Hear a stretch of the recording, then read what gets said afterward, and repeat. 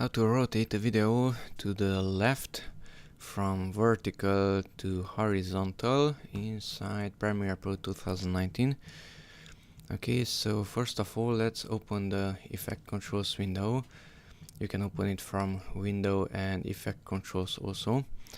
Then click on the clip itself that needs to be rotated, and now the window has its data. So here we have motion, and inside motion, you can open and close that one. Inside motion we have rotation, so grab the number of rotation and rotate it into the direction that the video needs to be rotated. Okay, now let's type in a fixed value, around -90 in this case, and press enter.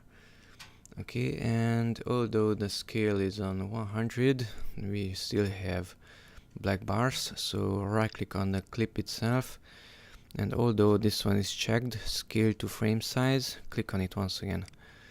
Okay, the scale is still on 100, but we don't have black bars.